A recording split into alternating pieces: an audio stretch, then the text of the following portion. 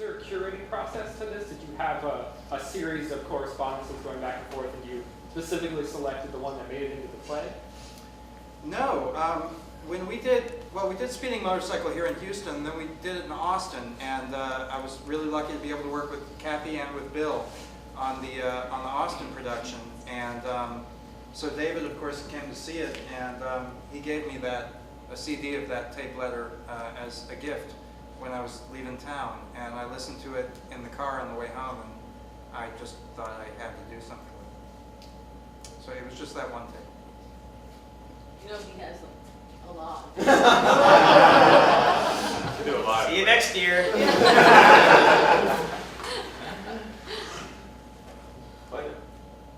Quick question for fellas in the band, or related to fellas in the band. I know you guys have a practice space down the block, if you will. But Jason, how'd you wind up figuring these guys? I found Aaron through a friend from Bootown, which is another theater group in town, and Emily from Bootown told me to check in with Aaron, and he came and read for me. He did a great job, and I asked him if he had some friends. Well, as a matter of fact, I do. And then we got together with Matt, and Matt sang Billions Rock, that big rock number, down at their practice space with them, and that was that. So you found Aaron before you found Matt? No, I already had Matt, but I found Aaron before I found Mike and Jeff. How did you find that?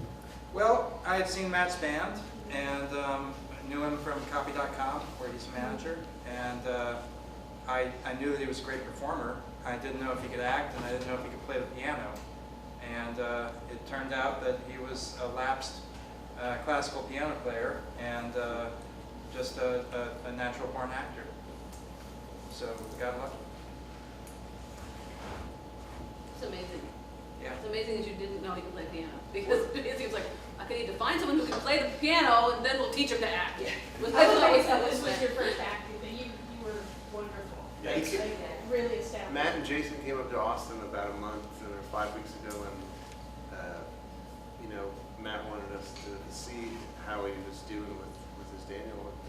And he goes, "We can just go somewhere and do it right now in the hotel room." And I was like, "God, this guy's got a lot of nerve, man." I mean, so the next day we went over to Brian Beatty's practice place, and he sat down and did it, which I thought was pretty nervy. Like it's even kind of worse than having a whole audience. It's just three people who knew Daniel in this one room, and he didn't seem nervous at all. He was nervous. And I was nervous. I know. We couldn't tell. And when we were leaving the practice place, Jason said, "I said, has he been acting for a while?" He goes, "No, this is his first role." And I was like, "Is he like a sociopath or something?" Come in and like sit down in front of these strangers who knew Daniel and just play totally confidently. And we were hard on him too. We were. Oh yeah, yeah. You guys would give him all kinds of advice.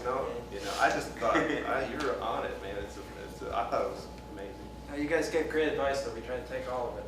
Yeah. I remember the main note was, don't play quite so good. Yeah. We kind of wanted Play more like Daniel. I think I accomplished that. It's more about feeling, less about the perfection. Yeah.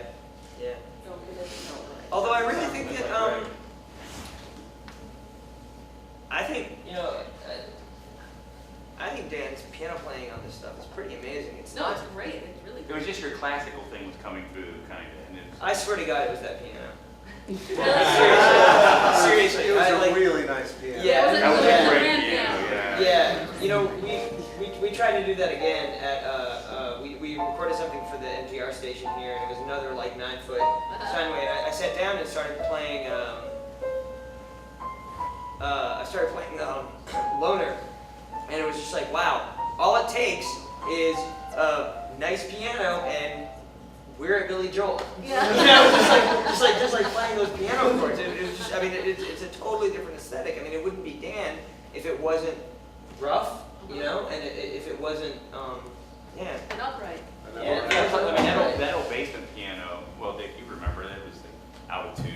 The garage piano. It was a little damp. You guys remember that one? It was kind of wang, wang, wang, wang. I know if you've listened to a lot of Daniel's music, that's the sound that moves you. yeah. The sound of that Absolutely. basement piano. I remember I was recording Dead Dog's Eyeball. We had a good piano. I was like, no, we have to to get a bad sounding piano. The It's just guy- no good with a good sounding piano. The guy at, the engineer at the NPR station specifically mic'd it so it would sound just a little worse. But it was the best piano I've ever played. It was unreal. Hey, would anybody like to go to Denny's?